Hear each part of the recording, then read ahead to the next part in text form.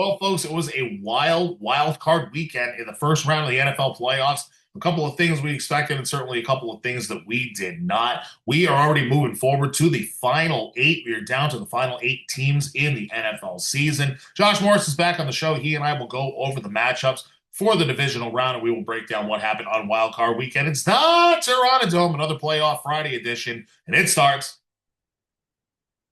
right now.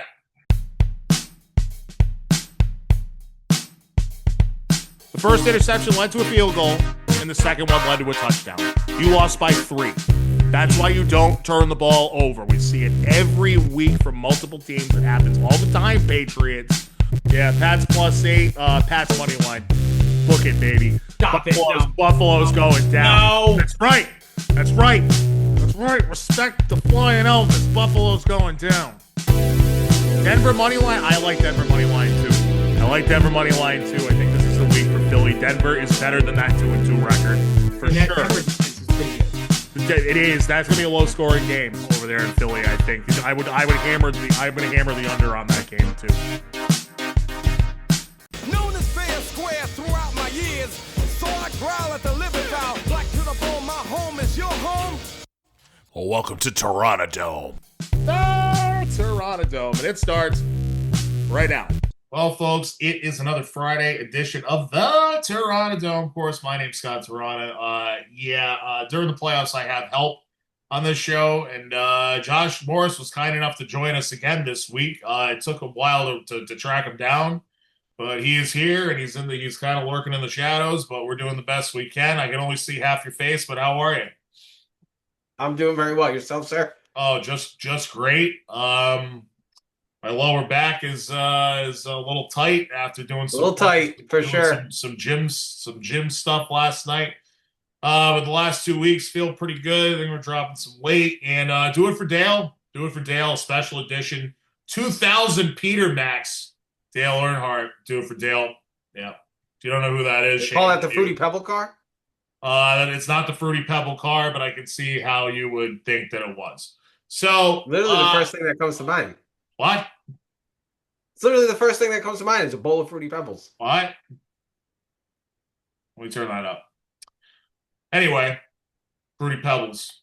The Rock once called John Cena a bowl of Fruity Pebbles, and everybody loved it for some reason because The Rock could say anything, and people loved it. So, last week we had 7 games in the wild card round, 14 teams in action out of the 16 playoff. I don't even have that right, do I? 6 games last week. Stupid. I got that wrong last week, too. 6 games last week. 12 of the 14 playoff teams in action. Of course, the Seattle Seahawks and the Denver Broncos, the 1 seeds on bye weeks, rested up for this week's action. We're going to go in game order here. So we'll start Saturday, 4:30 p.m. kick, the 5th seed in the NFC West, and then we're going to go over the wild card stuff first. I'll try to go as fast as I can. There's kind of a lot to cover here, and then we'll do our thoughts and predictions for divisional round week. And I'm sure that we're going to differ on some picks there. We only differed on a couple games here. We'll get to that at the end. For this game, we both had the Panthers covering a 10.5-point spread. If you recall, in Week 13, the Rams went to Carolina, same scene of the crime, and they lost. So saying that Carolina was going to cover a 10.5-point spread, really not that outlandish of a prediction. Carolina would do just that. But first, how did they get there? Rams were up 17-14 at halftime, but they left points on the board. If you remember, Josh, they were going for it on a 4th and 3 on the Carolina 19. They had a 37-yard field goal that they passed up. They do not get that 4th down. And instead, they were up 17-7, when it should have been 20-7, with 1:37 left to go in the half. Panthers immediately respond. They get a 20-yard defensive pass interference, 28-yard DPI intended for Jalen Coker, the standout in the game for the Panthers. Jalen Coker, the second-year wide receiver. And then Bryce Young hits him on the next play for 37. And 2 plays later, Bryce Young scrambles for a 16-yard score. So instead of it being 20-7 or 20-14, it's 17-14 Rams at the half. Out of the half, Rams go 3 and out and punt. Then Panthers field goal, then Rams field goal. And Carolina turns it on downs 4 plays later. Then Matthew Stafford throws an interception. Beautiful play. Cornerback Michael Jackson. He's alive, folks. Michael Jackson is playing cornerback for the Carolina Panthers. He's very much alive. By the way, Carolina does have two legit top cornerbacks. And the Panthers have it at their own 38. They go down off the middle for one. Then Bryce Young hits Coker again for 57 yards down the middle. Ball in the LA9, end of the third. 2017 Rams. Oh, great start. Did I even have my mic muted for that? No, it's not muted, really. So you hit the mute button and it doesn't mute it. That's great. What's the point of a mute button? For God's sake. Okay. 2 plays into the fourth. Chuba Hubbard runs winning for 3 yards out. Carolina's back on top 24-21. Rams are spot 11 play TD drive. Blah, blah, blah. 8:47 to go 27-24 Rams. Both teams trade punts, but Carolina blocks one. They block it. And the Rams, they block the Rams punt. Stupid cats. Gets returned 12 yards to the Rams 30. Carolina has it back 4:12 to go. Can you hear that?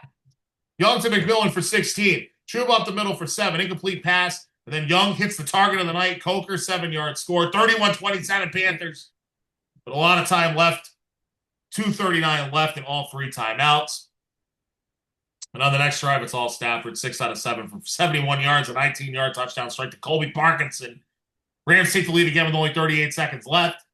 34-31. 4 fourth quarter lead changes. Great stuff from this game that we maybe didn't expect. What happened on that final drive for the last 38 seconds for the Panthers? Do you recall what happened? It was constant pressure on Bryce Young. Kept holding onto the ball, flushing out of the pocket, wouldn't throw the ball away. Was late on all of his passes. He misses all 4 of his attempts. Rams hang on and advance. 34-31. Panthers cover. What's the takeaway? Rams still a threat? Are we worried about the defense because they let up 30-plus points to Carolina twice? What's your takeaway? I mean, maybe it was just the matchup that Carolina posed to them. But, I mean, I would say that's the biggest takeaway is that this Rams defense can be had, right? This defense is going to give up points. And I think leading into next week, it's going to show because I think we might have a slugfest on our hands. Yes, I would agree. And, slugfest on our hands. Very likely. Well, we're going to get to that game last because of the way that the scheduling is set up for next week. That's the last game, even though the 2 teams playing in that game played on Saturday and not Sunday or Monday. But definitely makes the most sense. I know you've got a bone to pick about that, but the Rams advance, and they would play, depending on what the Packers and 49ers do, they will play either the 1 seed, obviously the 1 seed, or the 2 seed. So we move to the next game on Saturday. It's the 7 seed Green Bay Packers at the 2 seed Chicago Bears. And what we saw in this game was 2 halves and 2 very inept displays of coaching, one by each coach in each half. And ultimately, it came down to the second half. But let's talk about Ben Johnson first. The Bears could not convert a 3rd down in the first half. So they kept going. Or the 4th. Bury the lead. They go for it 4 times on 4th down in the first half alone, and they don't convert any of them. And the 3rd one they went for was on their own 32-yard line. That turnover on downs leads to a Packers touchdown 8 plays later. Green Bay goes into the half 21-3. Brandon McManus had made a 55-yarder just before the half expired, but Chicago called timeout, and once he kicked it again, he missed it. 21-3 game. Maybe you don't think that's significant. Trust me, later on, it is significant in this game. I told Josh, we were watching these games on Saturday together. I said, if Green Bay, who had the ball first after the half, comes out and scores, I'm kicking you out. I'm going to bed. Well, that didn't happen. On to the second half where Green Bay would punt on each of their first 4 second-half possessions. They do nothing in the 3rd quarter. Chicago manages to score 13 points as a result. Green Bay ball, 21-16 game with 10:08 left in the 4th. Then, Green Bay kickoff return. For some reason, Josh Jacobs is returning the kick. Their star running back is returning the kick, and what does he do? But fumble the ball. fumbles the ball, but luckily his own guy recovers it at their own 46, and then a holding penalty on the play after that backs them up to 10 more. So from their own 36, Jordan Love goes 4 or 5 on this drive for 63 yards and hits Matthew Golden, the rookie first rounder out of Texas, 23-yard touchdown, a great, really ridiculous run after the catch, avoiding several tacklers. You can see the first round pedigree in that one play. His first career touchdown. Packers are up 27-16 with 6:44 to go. But what does the idiot kicker do on the extra point? Kicks it right. Oh, he shanks it. Shanks it. It's no good. So it's only an 11-point lead with 6:44 to go. But you got to figure, well, still probably good enough, right? Nope. Wasn't. No. Oh, by the way, Matthew Golden on that touchdown was about to rip his helmet off to get cost Green Bay an extra 15 yards. And if you watch the replay, Christian Watson actually literally runs over to him and presses the helmet back down on his head like, no, you stupid idiot. You're going to cost us 15 yards. And then basically what that means is that the other team can get the ball at the 40-yard line on the kickoff automatically. So that didn't happen. Christian Watson, third year in the league, veteran move by him. Anyway, Chicago gets the ball back on their own 24 with 6:30 to go. Caleb Williams makes some plays. Completions of 17-7, 27-22, an 8-yard touchdown pass to Olamide Zacchaeus. I know somebody that rostered him in Dynasty. Two-pointer to Colston Loveland was good. Now it's 27-24 Packers, and now we're getting a little bit nervous on that Green Bay sideline as we're about to talk about. 4:18 to go. And then it was Packers head coach Matt LaFleur and his coiffed hair and styled beard and eyebrows. It was time for him to piss his pants on the Green Bay sideline, and boy, did he piss his pants. Remember last week how we talked about the league having a coaching problem? This game was a microcosm of that. It really was just in a cute little bow, a little nutshell, exactly what's wrong with the league from a coaching standpoint. You had it in the first half with Ben Johnson.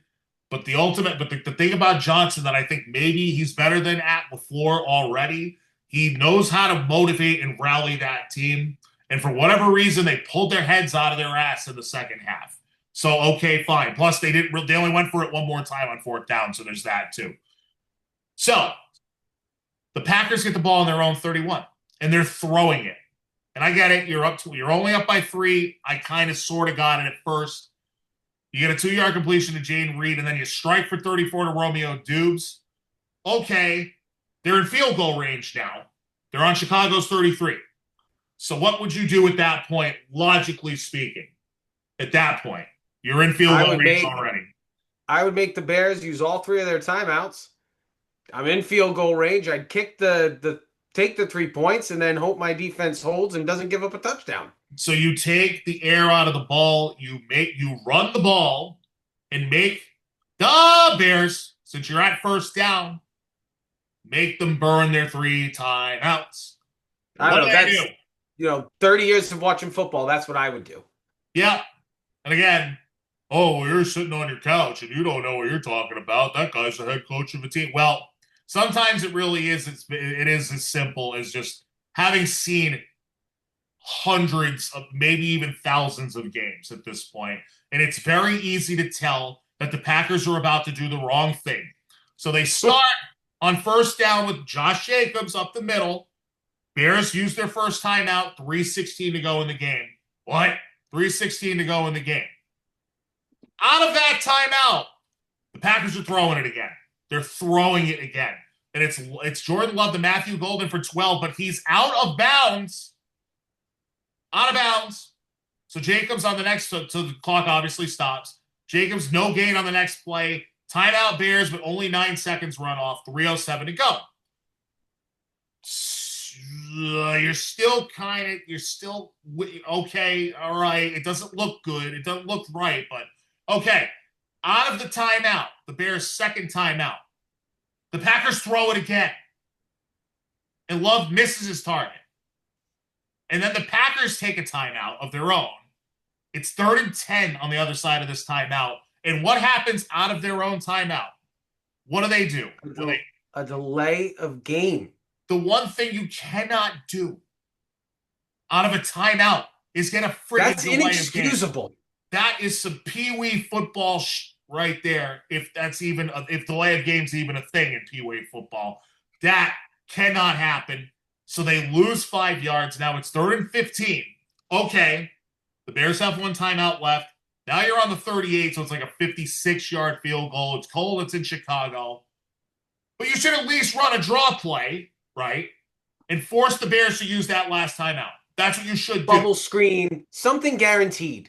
Something to get you 5 to 7 yards. Something that runs clock and forces the Bears to use their last timeout. Do they do that? No. No. Wrong. They throw it again. Love misses Dubes on a deep shot. 4th and 15. I got the yardage wrong at some point here. Oh, yeah, right. Love the goal in for 12. That's where I got it wrong. McManus comes out for a 44-yarder, and it's no good. It's no good. So now McManus has cost you 7 points at this point. 7 points. But maybe if it's a 39-yarder, he makes it. No delay again. I don't know. The guy missed 2 field goals and an extra point. I wouldn't have put my eggs in that basket. Just saying maybe he makes it from 39. I don't know. So the Bears get it back down only 3 with 2:56 to go in the game. And what not to do in the fourth quarter, written by Matt LaFleur and the Green Bay Packers, is complete. So Chicago, of course, with all the momentum in this game that they had, they take advantage.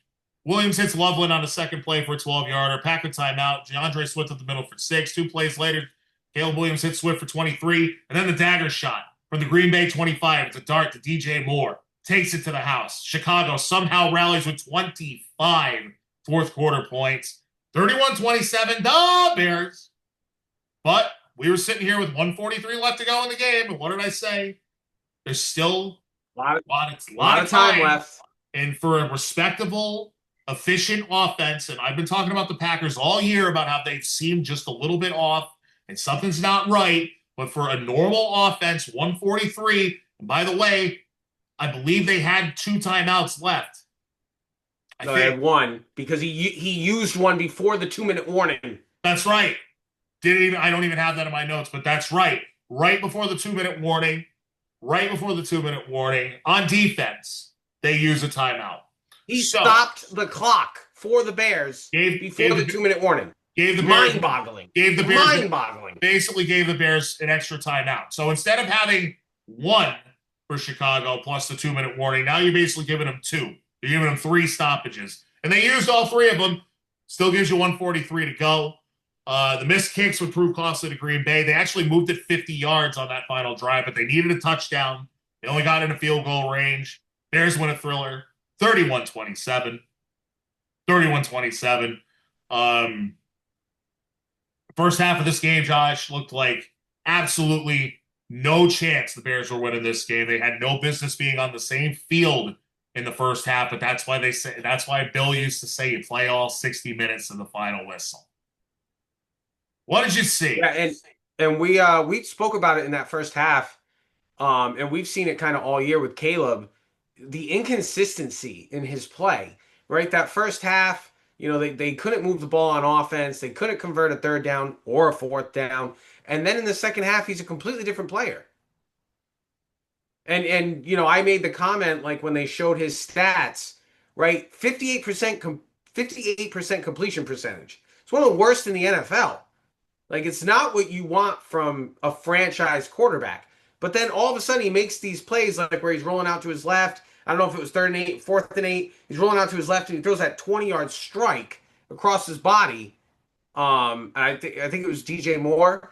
Like, he makes plays like that, and you're like, which Caleb am I going to get every week? That, I mean, for Bears fans, it must be infuriating to see the glimpses, but then see the other parts and go, Caleb, pick for me, please. Yeah, I mean, he certainly has all the physical tools he can make every single throw, but I think sometimes the timing's not quite there yet with him, and that's what you end up seeing. He loves to get flushed out of the pocket, and he does do a good job throwing the ball when he is flushed out of the pocket, but most of the time that means that he's not on time, and that's why you see so many incompletions. I do think if Williams is going to make a jump, it's going to be next year. where he's got 2 years to work with Johnson. It's the third year in the NFL. A lot of times players make a third-year jump. I could see it. I will say this. I trashed Williams all year on this show last year. And he's not a bum, and he's not a bust. I think there's still more in there. And we'll see. But yeah, in the playoffs, playoffs, he was absolutely terrible in the first half, and then most of the second half he was nails. So I mean, I will say I don't think he can do that this week. No, and we'll get to right. So we haven't gotten through the whole scenario yet, right? But basically, Chicago would end up facing the highest remaining seed here. We know that's not Green Bay, so it's either San Francisco or the Rams. But really, regardless of who, we're not burying the lead yet. But regardless of which of those two teams Chicago would end up facing, yeah, can't afford to do that. But we will find out about that in a moment. We go over to Sunday, bloody Sunday. And it's a triple header on Sunday. And at first, it's the Buffalo Bills, the 6th seed Buffalo Bills, on the road in Duval to face the Jacksonville Jaguars. Now, Josh, we both picked the Jacksonville Jaguars. We took the cheese on an inexperienced team with a first-year head coach, and we paid for it. And ultimately, Jacksonville was in a position to win this game. But Josh Allen is that guy. And if this isn't his year, considering what's in front of him, I mean, yeah, the next two spots won't be easy, regardless of who, the opponents are. It just, I don't know. He puts the cape on, man. It reminds me of some of the other great quarterbacks we've seen in our lifetime. He can do it. He doesn't even have a great receiving core around it. He honestly doesn't. And he lost 2 of them on Sunday. Not that either of them are great. Gabe Davis and that throw he made in the fourth quarter was unreal. Remind me of the throw. I think it was a 40-yard completion. Was it to Cooks? He took one right off the chest, and he just threw it up there knowing that Cooks was supposed to be there, and took a hit square on, and he threw a dime. Like that. You see him make plays like that, and you're like, well, that's why people think this guy is so dang good. Yeah, and I mean, he really is. It's one of those things where it's something that Tom Brady used to do, and I'm not saying that I'm never going to say somebody's Tom Brady, right? But no, but you never feel like this guy is truly out of it. You never feel like he's out of a game. I watched it happen in person up in Foxborough not that long ago, on December 15th, to be almost exactly. December 15th? Was it December 15th? Yeah, it was a month and a day. It was December 15th, right? Because I was at the game. Should remember that. But yeah, Pats were up, 21-0 at halftime. And yeah, I watched him destroy them in the second half. So, but the point I was actually going to make is that he doesn't have great receiving talent around him, and he's making all of these guys much better. For example, Brandon Cooks, who you just mentioned with that big play of the game there, the Saints cut him this year. The Saints cut him. They said, he's got nothing left. They cut him. Goes to Buffalo, and all of a sudden, he's a factor. Khalil Shakir had 12 catches in this game. He's a number 3 on most teams. 12 catches, 82 yards for Shakir. But anyway, Josh Allen's becoming inevitable. He only got sacked once in this game, but dude, he got hit a bunch of times. If you watch this game, he was getting the snot beat out of him. Not quite to the level of Justin Herbert in the game we're going to talk about a little later, but he was getting beat up. Still put the team on his back in the fourth, and they were able to win the game. Jacksonville was up 17-13 with 12:55 to go. And Allen does all the work on the ensuing possession, except for a 6-yard Cook run to open up that drive. Buffalo goes back in front 20-17 with 8:56 to go. Jacksonville responds 10 plays later. They take a 24-20 lead with 4:03 to go. 4:03 is way too much time for Josh Allen. They drive the field. And then the most ridiculous example of a tush push I've ever seen so far. Josh Allen, with some help, gets a 10-yard tush push. Originally, it was ruled 11 in a touchdown. But they rule him down at the 1. And I don't know if he snuck it in or they pushed him in again. I forget. For the score. Now it's 27-24 Bills with 1:04 to go. Jacksonville has no timeouts left. Trevor Lawrence immediately throws a batted ball. and it's picked off. Ends the Jags' chances. So the Bills win at 27-24 in Duval. And they will head to Denver if the Los Angeles Chargers lose in New England later on that night.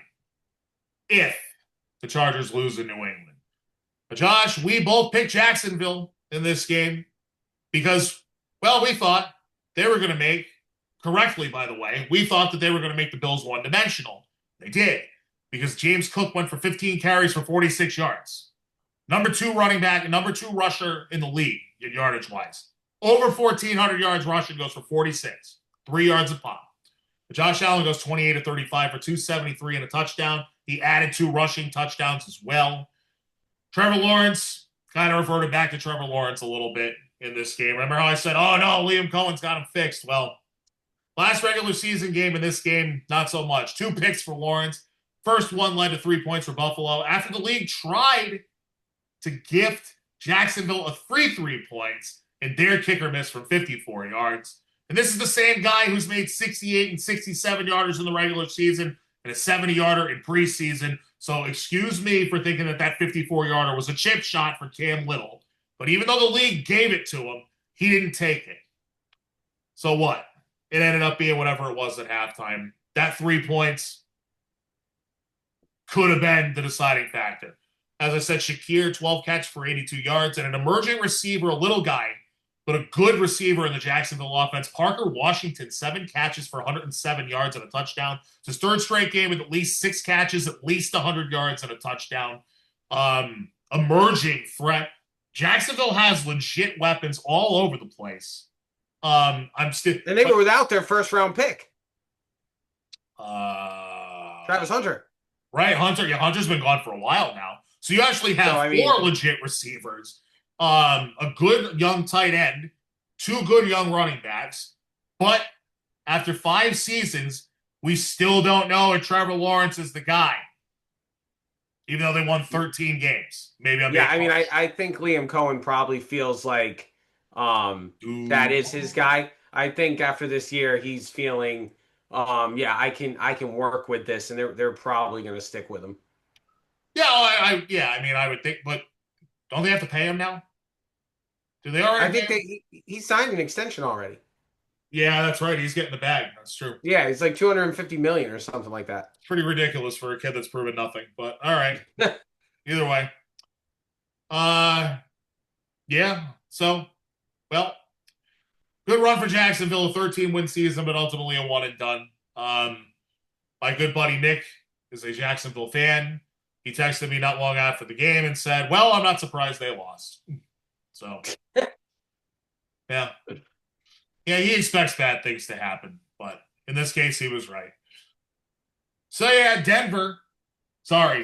Buffalo will go to Denver unless New England loses to the 7-seeded Chargers tonight. Sunday night, whatever. But before we do that, we need to get to the 4:30 game. The 4:30 game, the San Francisco 49ers at the don't act all high and mighty. You picked the Eagles. Josh picked against his own team last week. Absolutely. And his own team That's called being truly objective. Yeah, I do that. I do that all the time. I do it all the time. How many times you pick against the Pats this year? This year? Early in the year, plenty of times. I picked them to lose to Tampa, I think. Saying. It was Tampa. That might have been the last time you picked them to lose. Well, I'd be right. Because they haven't lost. They've lost 1 game since. Anyway. That's not the point. Well, I don't know what you're talking about. But, so, Eagles decided to rest their players last week. They didn't care if they got the 2 or the 3 seed. They said, sure, we'll take on San Francisco. Rested well, work out so well, did it. Philly offense looked broken again as they have all season long. Saquon Barkley was good in this game. Philly had a 16-10 lead through 3. Purdy had just thrown an interception.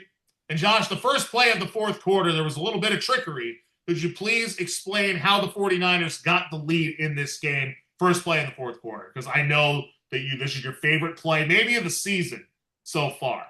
It's up there. It was an awesome play call. But first, let me take you back to the 3rd, because the Niners, 2 plays before this play, set up the same formation with the same jet sweep motion. got the look they were looking for. They come back to it, call back, as you would say, for Kyle Shanahan. They were on the jet sweep motion, handed off to Sky Moore. A little flip to JJ, Juwan Jennings, for anyone who doesn't know who that is. Yeah. He runs back, comes back up in the opposite field. Christian McCaffrey, don't know how you do this if you're the Eagles, just kind of wanders out into the deep third of the field. JJ throws an absolute dot down there. Touchdown. All of a sudden, we're looking at a 17-16 game to start the fourth. I don't know how you lose track of perhaps the greatest running back of this generation. Don't know how It's you crazy. do that. Crazy to let that guy just run down the field. It's wild to me. I will say Jennings, a 4-star quarterback recruit coming out of high school, with a great throw. McCaffrey did make a nice in-air adjustment. It wasn't a perfect what throw. a catch. What a catch by this kid. McCaffrey, a future first ballot Hall of Fame running back for sure. So they go up 17-16. 49ers do. The Eagles would go 3 and out, but then Purdy throws his second interception. The Eagles get a short pick, too. Bad pick. The Eagles get a short field goal. I don't know why I'm saying 17-16 with 8:04 to go. It's actually 19-17 Eagles with 8:04 to go. From their own 34, San Francisco does what teams are supposed to do when they need to kill some clock. And they score, and they need to score points, by the way. A classic clock-killing drive. Purdy goes 5 of 7 on the drive, including another 4-yard touchdown pass to touchdown pass Christian McCaffrey, his second of the day. He added 14 yards on the ground on this drive. San Francisco managed to kill 5 minutes of clock. So it's 23-19, but still with 2:54 to go. And Philadelphia still had all 3 timeouts. So I'm sure you're a little bit worried at this point. And then what happens? Yes, he was nervous. And then what happens? Oh, I was shaking. I was shaking. And then Hurts completes 5 of his first 6 on the drive for 45 yards. But then he takes a sack from former Patriot Keon White. And then he would miss on 3 straight passes. Ball game. The San Francisco 49ers roll into Philadelphia, knock off the defending champions. They were anywhere from 5.5 to 6-point underdogs when this game started. They KO Philadelphia 23-19. 49ers, just like I told you. Bang, bang. Niner gang. Yeah, I'm missing the reference, but you get it. He should be happy. That's a damn good win. Listen, for his easily the best win of the season. Maybe the best win of Shanahan's career, honestly. Well, he's won 2 NFC championship games. Yeah, and I mean, I would say the Detroit game or this game, probably coaching performance-wise. This is probably the best. They were down big in that Detroit game. Yes, I know. But they were a better team. They were a better team. Okay, well, that's his again. He gets. You don't understand the comp? What do you mean? I don't understand? Like 2023, they were the 1 seed. They were the best team in the NFC. This year, they were 12-5. They have 1,000 injuries. Most people aren't thinking they have any chance in this game. So, from a coaching standpoint, you didn't think that. I did. I picked them. Okay. Well, you were on a small island because most people weren't picking them. Most people thought that they were so undermanned that they didn't have a chance. And I'm a Niners fan, and I thought, the defense didn't have a chance. And again, Shanahan and Saleh, huge props to Saleh. Again, I'd like to see him blitz more, but huge props. They played a great game. They played and if Purdy doesn't make 2 mistakes, this game might even be more so in the favor of the Niners.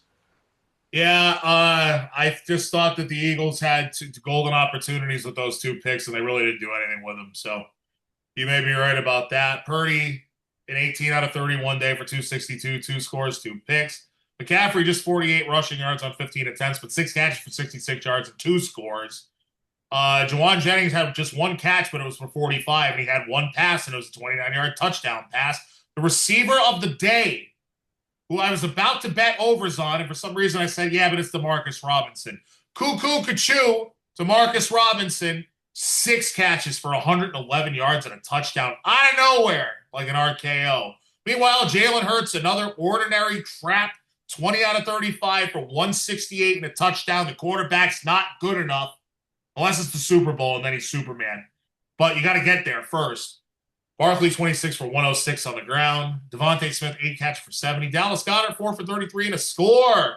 The 49ers win means they travel to Seattle on Saturday to take on the 1-seed Seahawks, who are resting on Saturday. Meanwhile, the 5-seed Rams go to the 2-seed Bears, who both play on Saturday, and that game's on Sunday night at 6:30. Riddle me that one, NFL. I forgot the mute button doesn't work, so that's cool. Mute button doesn't work. So very unfair to the San Francisco 49ers, who already basically are getting radiated every time they step on the practice field. And, really not fair situation for them. They go to Seattle. So all we have left is business in the AFC. And it's Sunday night, 8 o'clock, primetime slot. 7th seed in the AFC, the LA Chargers, also known as the San Diego Superchargers, but they were not on this night.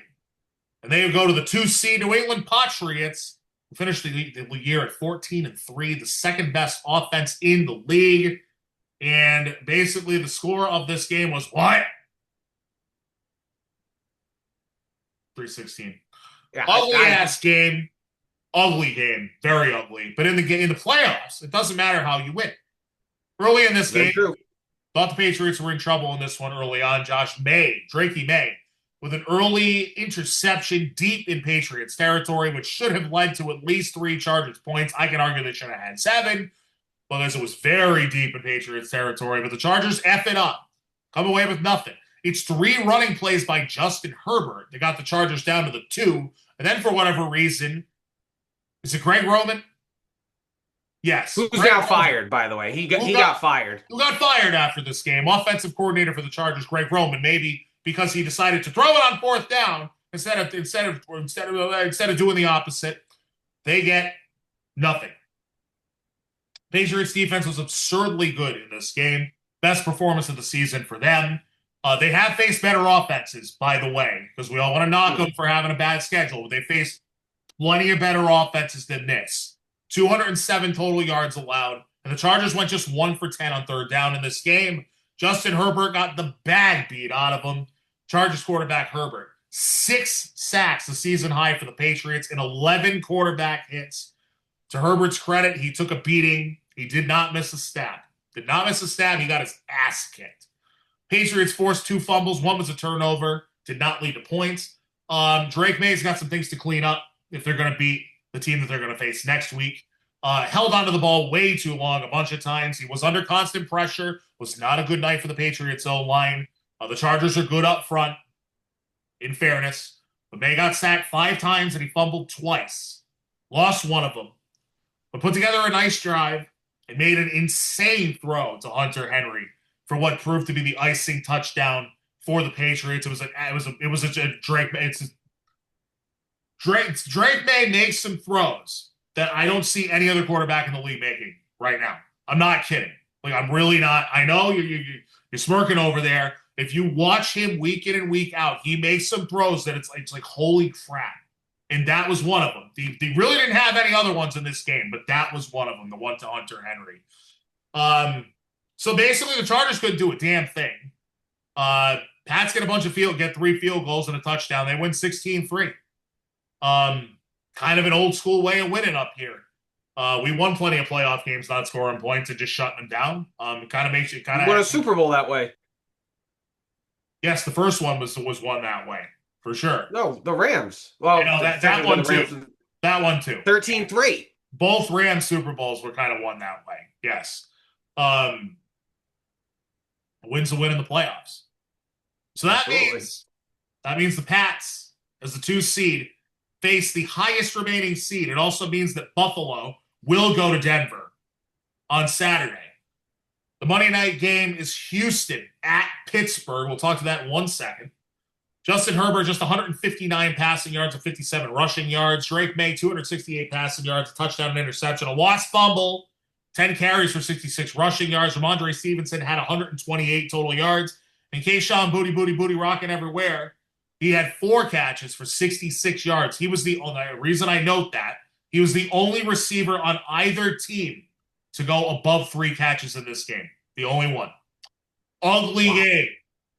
Any takeaways from either side? I'm sure you got something. I know you watched this. Yeah, no, I mean, I said it to you when we went to the gym, I think it was Monday night. Like, Vrabel was calling that Steve Spagnuolo defense, where he must have seen something in the first half where he was like, you know what? Their skill position players aren't going to beat us.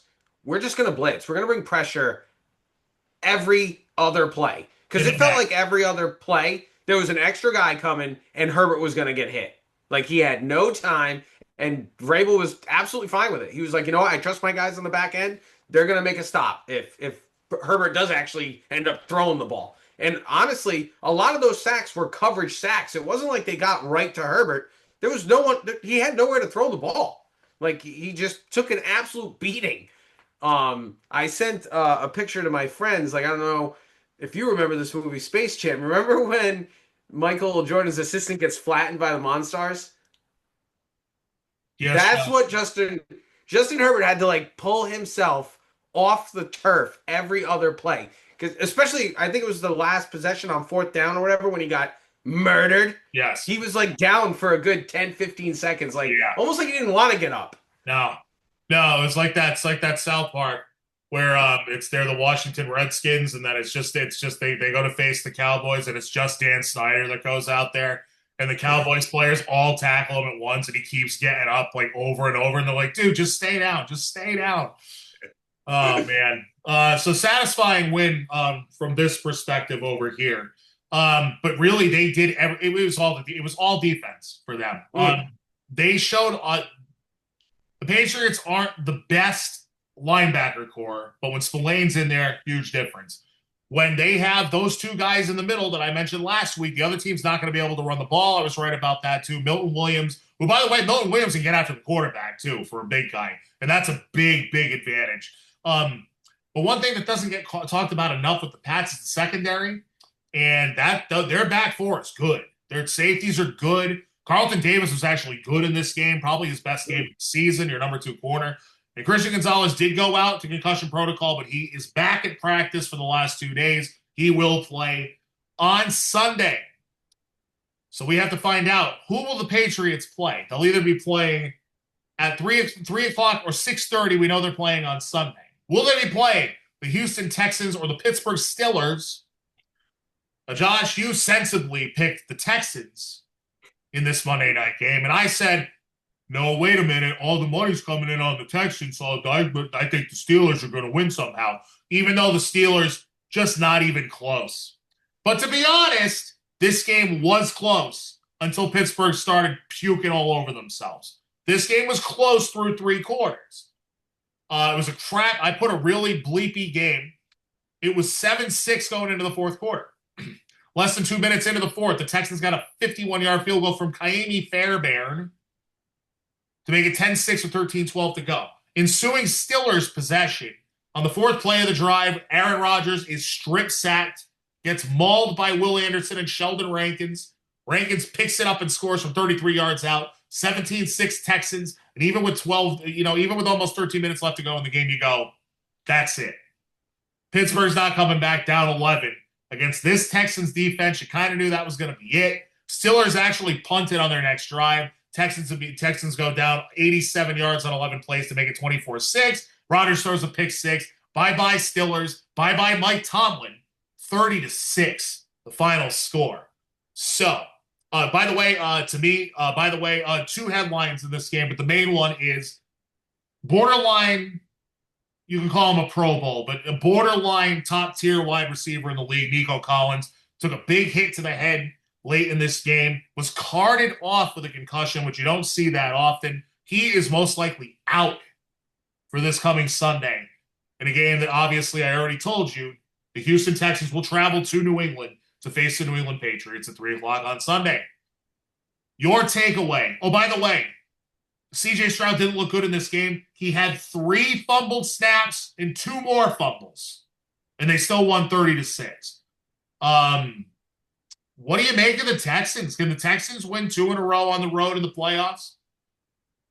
Defense travels, man. Defense travels. I mean, That's true. that defense is scary. And we were talking about it like 4 weeks ago, 3 weeks ago. Like no one wants to face this team in the playoffs I've been saying that for a because while. Yeah, I've been saying that for a while. that defense is just. I mean, they got after Rodgers, man. They were all over him, and guys like Danielle Hunter and Will Anderson, man, they are forces up front, and they don't even like. Anderson drops back into coverage sometimes. It's not even like he's solely a pass rusher, but that defense is legit, man. It is really good. Really, really good. Second best scoring defense in the league, but for all intents and purposes, that's the best defense in football. Um, yeah. We'll get some predictions for this week's games coming up very shortly, but a decisive win for the Texans. And then after the game, on Tuesday, the very next day, Mike Tomlin steps down after 18 years as Pittsburgh head coach. Reportedly, Aaron Rodgers crying about it, saying he was sorry. He was sorry. But you were sorry that you. All right, never mind. I don't want to. Aaron Rodgers actually has human emotions. I don't believe that.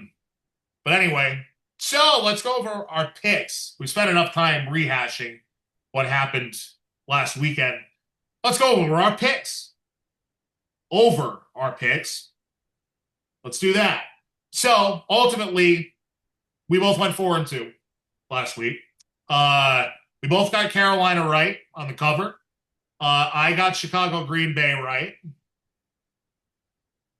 We were both wrong about Buffalo and Jacksonville. I was right about San Francisco, Philly. You had no faith in San Francisco. We were both right. Wait. Yeah, no, I got it right. We were both right on Chargers, New England. And then you were correct on Houston, Pittsburgh, and I was wrong. So we both go 4-2. So we're even. We have seven games left of the playoffs. So I don't think there's anything on the line here, but there could be. But either way, we went 4-2 last week, so we kind of sort of know what we're talking about. Let's go to the divisional round and let's do some predictions, some thoughts on this week's action. It's divisional round weekend. Josh, we start tomorrow at 4:30. The Denver Broncos will host the 6th seed Buffalo Bills.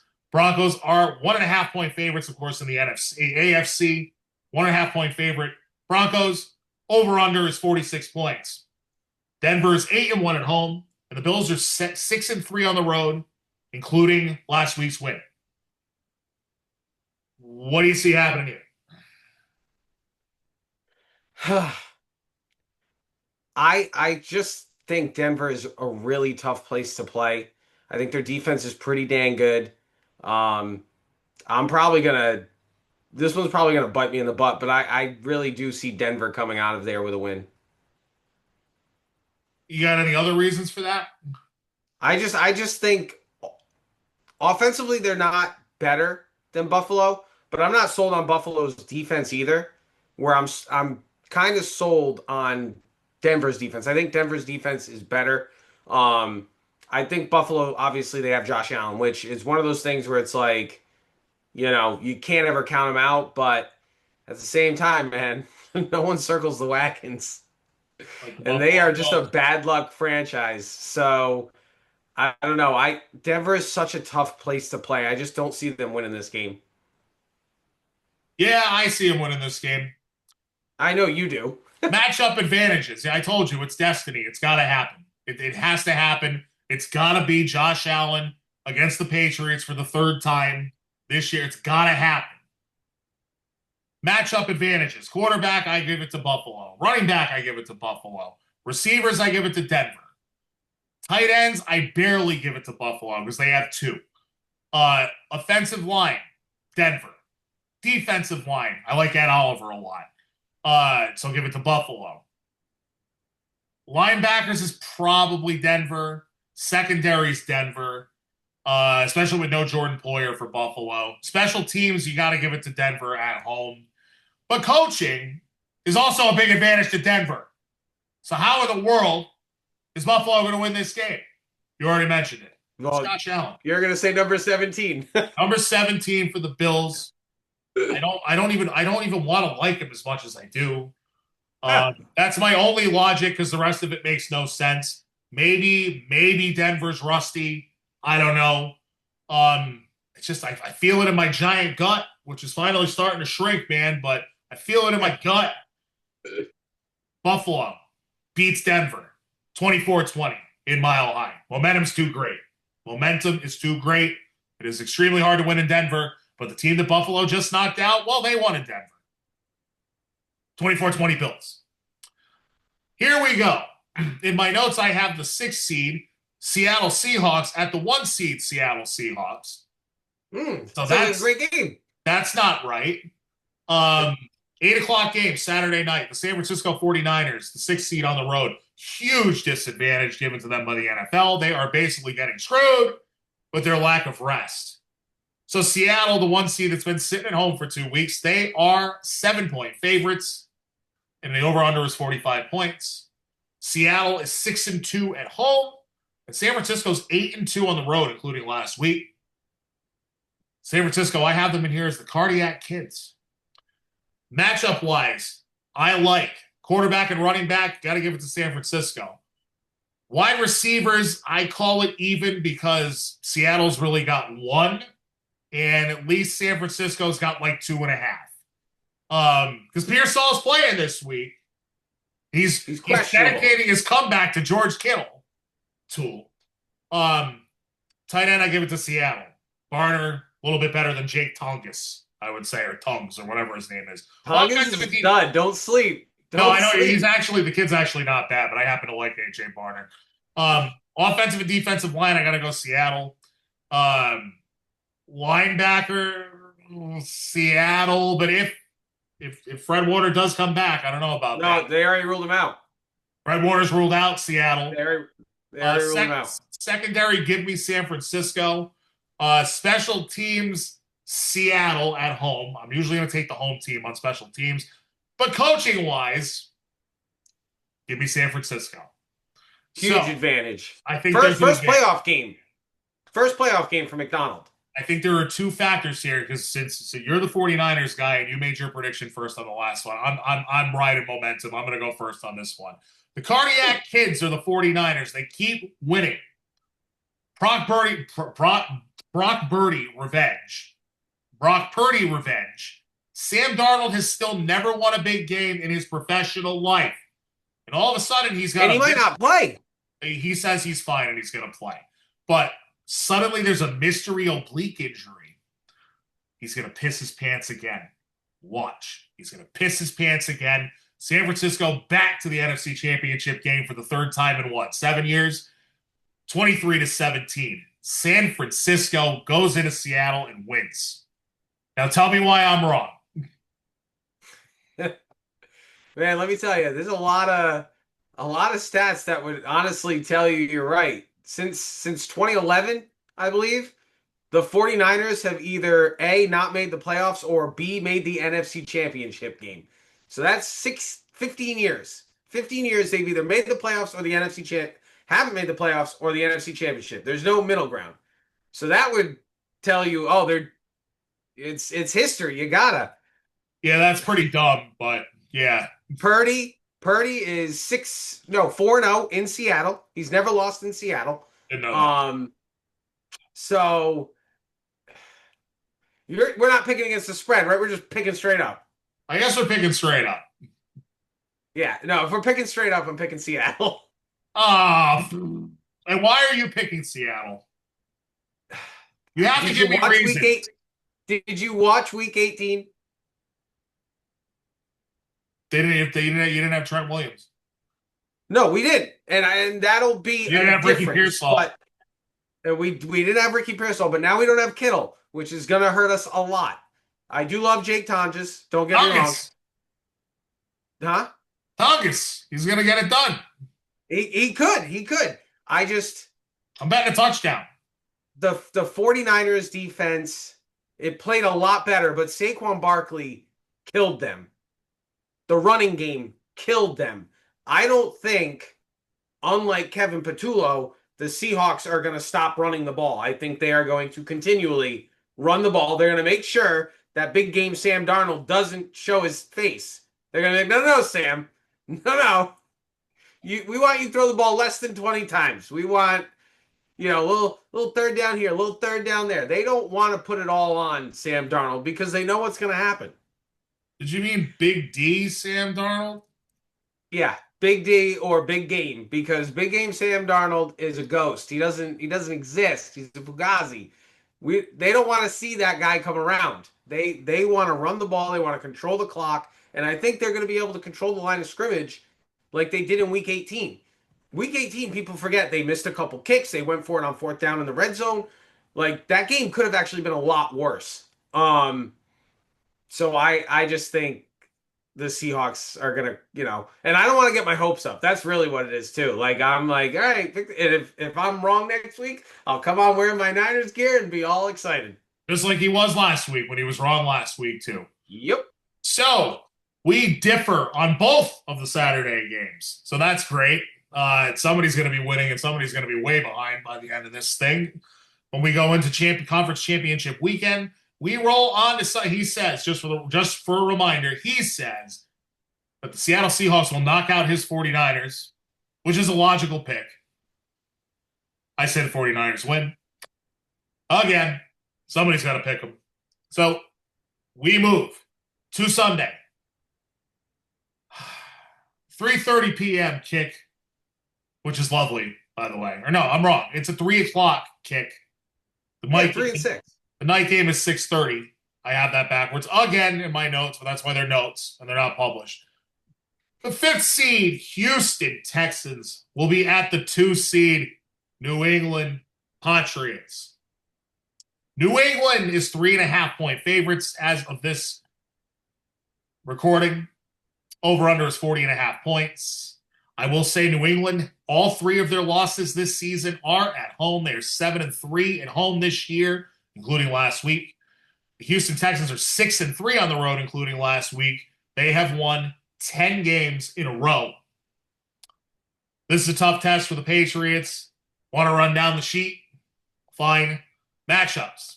Quarterback, Patriots. Running backs, Patriots. Wide receivers, especially with no Nico Collins, Patriots. Tight ends, Patriots. Offensive and defensive line, Texans. Linebackers, Texans. Secondary, Patriots. Special team, Patriots. Coaching is really, really. Secondary Patriots? Yeah, Stingley and that other Lassiter? Stingley's one of the best corners in the NFL. Is he? Nah, I heard he's a bum. Christian Gonzalez is the man, bro. You don't know how good them safeties are. Jimmy Ward's not walking through that door. Say no. So, I don't know. Maybe I'm wrong. Maybe I just wanted to laugh. But coaching, very close. Very close. A lot of respect for D'Amico Ryans on this program. Very good coach. But Braves is the man.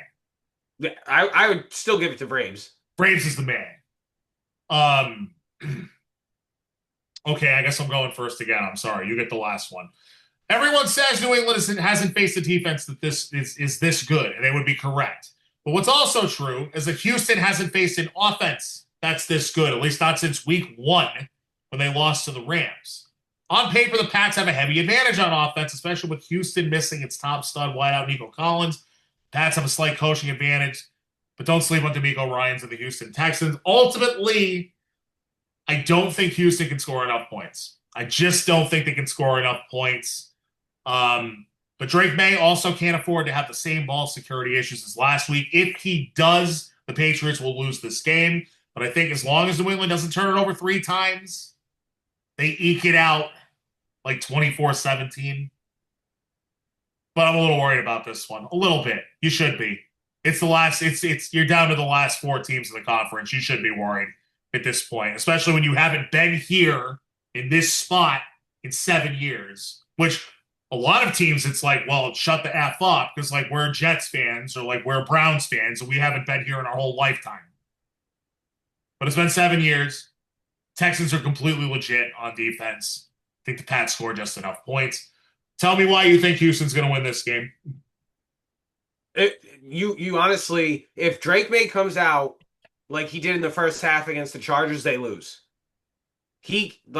Yeah, he can't come out yeah. and have a pick within his own red zone that's going to turn into points with D'Amico Ryan. If he fumbles, they're going to end up, it comes down to CJ Stroud really because he just seemed to help the Steelers all game last week. But I just don't think Stroud's good enough. They don't have their best receiver. I was going Christian to say Kirk's. that's really the rub there for the Texans. Can they score? Because I think they're going to, like you said, 24-17. I thought that was ambitious. Yeah, I think I'm it is seeing too. like maybe 17-10 or 17-14 or 17-12. Like the Texans might not even score a touchdown, if we're being completely honest. It might just be field goals. I mean, I still see the Patriots winning only because I just don't trust CJ Stroud, especially after watching last week. Like I sent you a text, like, dude, this guy's an idiot. Like just making really bad reads, really bad plays. Like that red zone interception he threw last week. Like, dude, just spike it into the ground. Like you can't have an interception there. Like those are plays you make in your first year of football, not 4 years into the league, whatever he is. Yeah. So I see him being the guy holding back this Texans team. And I said it to you, I think it might have been last week, that like the narrative around him now, if they can't get it done, are they looking to move on from him? Because I don't see them extending him this year like a lot of first round draft picks get extended in that fourth, fifth year. Right. So this is the third year for Stroud, and you have the option to pick up that fifth year. You have the option after the third season to pick up a fifth year option on a quarterback.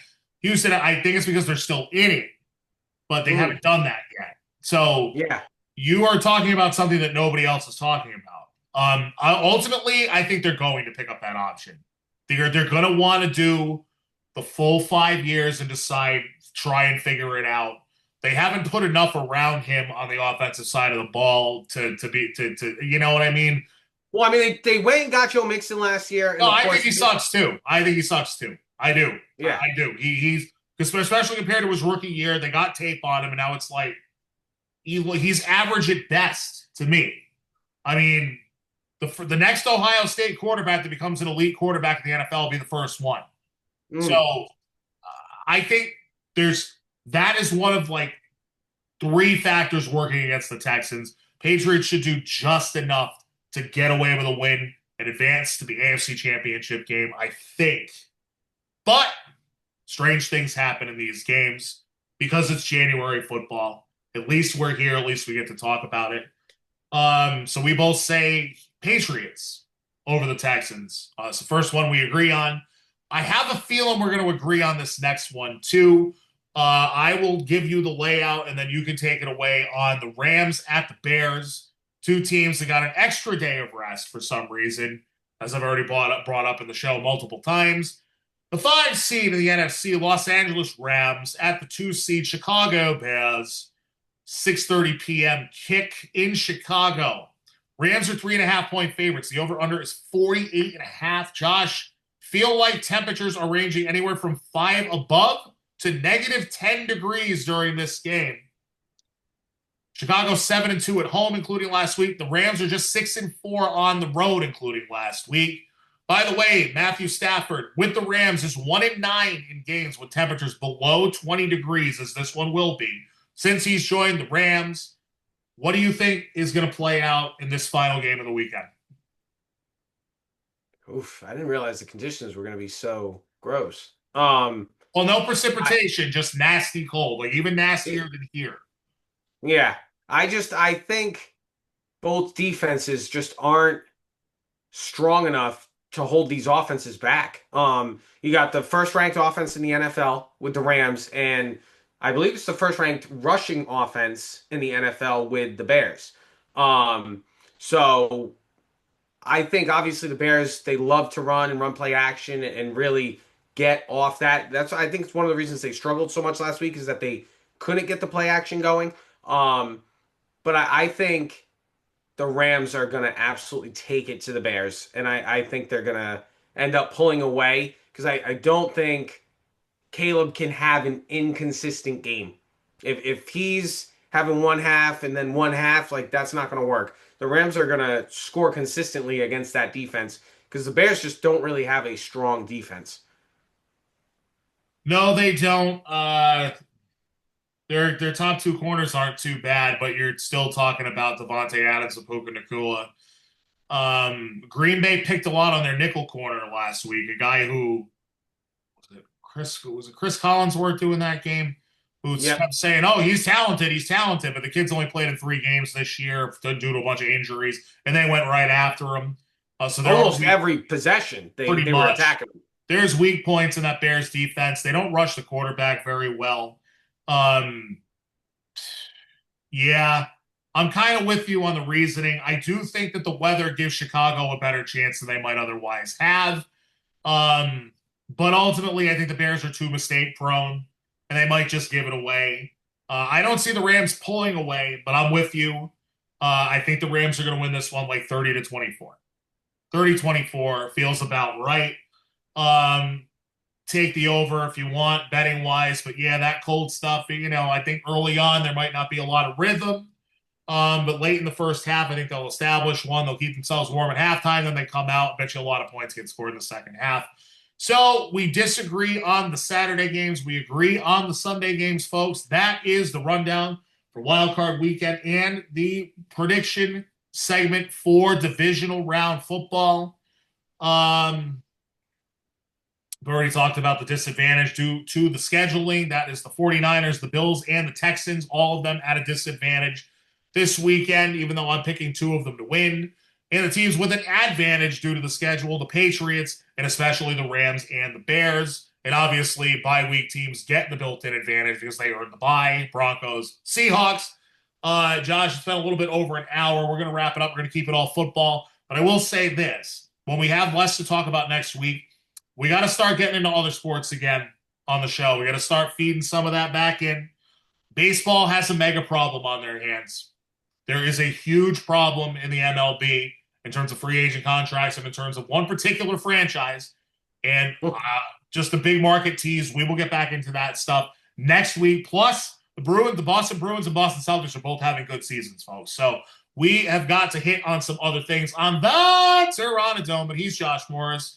Thanks again for being on the show. And tell somebody you love them today because tomorrow is not promised, folks. And I mean that. Trust me, that is the truth. Tell somebody you love them today because tomorrow is not promised. Stay warm this weekend, friends. Go Pats. Go 49ers, just as I picked them, even though this guy didn't pick them. And hopefully we will be talking next week about the Final Four in the NFL. My, oh my, the Super Bowl is now just 3 weeks away. So here we go. Here we go. Everybody have a good week. Have a good weekend. Enjoy the games. We'll talk to you next week. Peace. Say his name and he appears. I believe in Joe Hendry. I believe in Joe Hendry.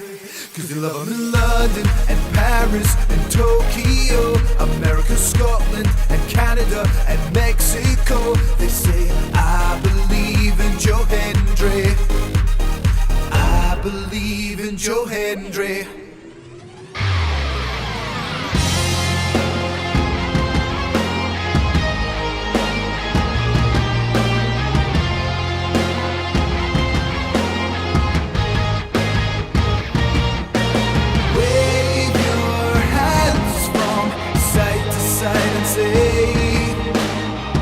I believe in Joe Hendry.